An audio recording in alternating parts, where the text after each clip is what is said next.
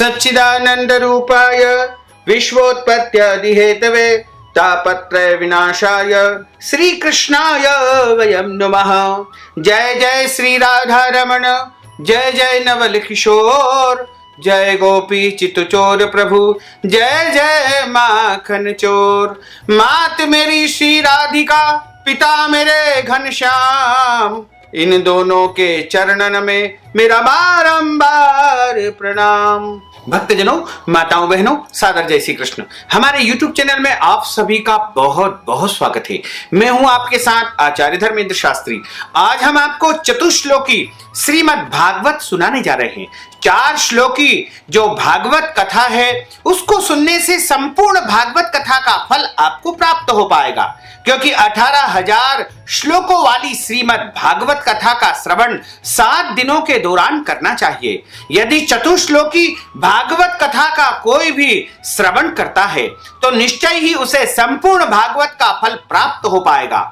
और भागवत कथा का श्रवण करने से जो है हमारे समस्त पितरों को मोक्ष की प्राप्ति हो जाती है तथा परिवार में सुख शांति समृद्धि का वास होता है। यदि हमारे घर में परिवार में किसी की अघात मृत्यु हो गई है, उसका मोक्ष नहीं हो पा रहा है, तो उसके निमित्त भागवत कथा करवाना चाहिए, क्योंकि पितृदोष को समाप्त करने का यदि सबसे श्रेष्ठ और सबसे महान उपाय कोई है तो वो श्रीमद् भागवत कथा है। इसलिए पितृपक्ष में भागवत कथा करवाना बहुत ही पुण्यदायी माना जाता है, जिसे पितृ भागवत कहा जाता है। पितरों के मोक्ष के लिए सबसे उत्तम और सरल साधन यदि कोई है तो वह भागवत कथा है। लेकिन प्रत्येक व्यक्ति जो है भागवत कथा नहीं करवा सकता है। आर्थिक समस्याओं के कारण जो है, समय की कमी के कारण तथा अन्य समस्याओं के कारण 7 दिनों तक निरंतर भागवत कथा करवाना सब किसी के बस की बात नहीं है। इसलिए यदि आप श्रीमद् भागवत कथा का संपूर्ण फल प्राप्त करना चाहते हैं तो आपको चतुश्लोकी भागवत यानी 4 श्लोकों वाली यह भागवत कथा का श्रवण करना चाहिए। इससे आपको 18,000 श्लोकों का संपूर्ण फल प्राप्त हो पाएगा। भगवान नारायण के मुखारविंद से सबसे पहले ये 4 श्लोक प्रकट हुए थे। उसके बाद नारायण ने यह 4 श्लोक जो है अपने मानस पुत्र सनत कुमारों को प्रदान किए थे। उसके बाद ब्रह्मा जी को प्राप्त हुए और ब्रह्मा जी ने नारद जी को यह 4 श्लोक प्रदान किए थे तथा नारद जी के मुखारविंद से यह 4 श्लोकों को महर्षि वेदव्यास जी ने सुना था और महर्षि वेदव्यास जी ने इसका विस्तार करते हुए 18,000 श्लोकों की श्रीमद् भागवत कथा लिख दी है। यानी यह 4 श्लोक जो है श्रीमद् भागवत के बीज कहे जाते हैं। इन्हीं से श्रीमद् भागवत कथा की उत्पत्ति हुई है। यदि आप इन 4 श्लोकों को प्रतिदिन श्रवण करते हैं, सुबह, दोपहर और शाम को, तो निश्चय ही आपको जो है संपूर्ण भागवत कथा का फल प्राप्त हो पाएगा। यदि आप निरंतर इनका श्रवण करेंगे, मनन करेंगे, पठन करेंगे तो निश्चय ही आपके पितरों को मोक्ष प्राप्त हो पाएगा और आपके जन्म जन्मांतर के पितृदोष समाप्त हो जाएंगे। तो निश्चित तौर से प्रत्येक मनुष्य को ये 4 श्लोक अनिवार्य रूप से सुनना चाहिए, पढ़ना चाहिए या फिर जो है इनका नित्य आपको स्मरण करना चाहिए।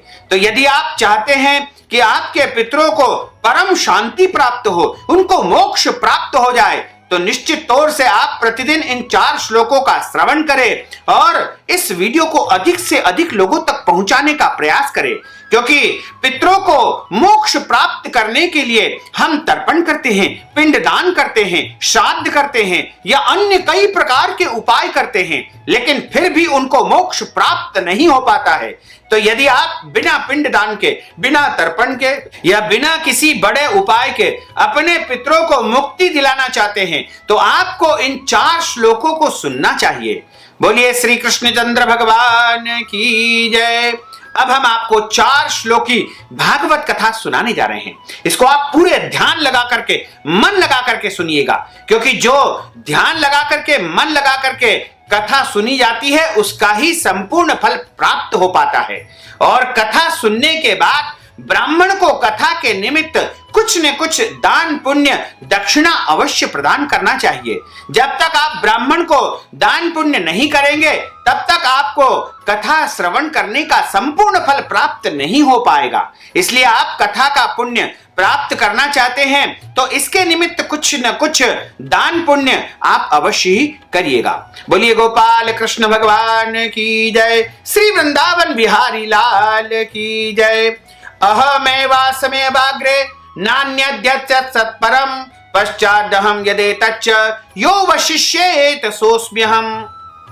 सृष्टि के पूर्व में भगवान कहते हैं कि केवल मैं ही था, मेरे अतिरिक्त जो स्थूल सूक्ष्म या प्रकृति है इनमें कुछ भी नहीं था। सृष्टि के पश्चात ही मैं ही था। जो यह जगत दृश्यमान है यह भी भगवान कहते हैं कि मैं ही हूं, और प्रलय काल में जो शेष रहेगा वह भी भगवान कहते हैं कि मैं ही शेष रहूंगा। ऋतेदर्थम यत् प्रतीयत न प्रतीयत चात्मनि तद्विद्यादात्मनो मायाम यथा भासो तथा तमः। भगवान कहते हैं कि जिसके कारण आत्मा में वास्तविक अर्थ के न रहते हुए भी उसकी प्रतीति हो और अर्थ के रहते हुए भी उसकी प्रतीति न हो, उसी को मेरी माया जानो।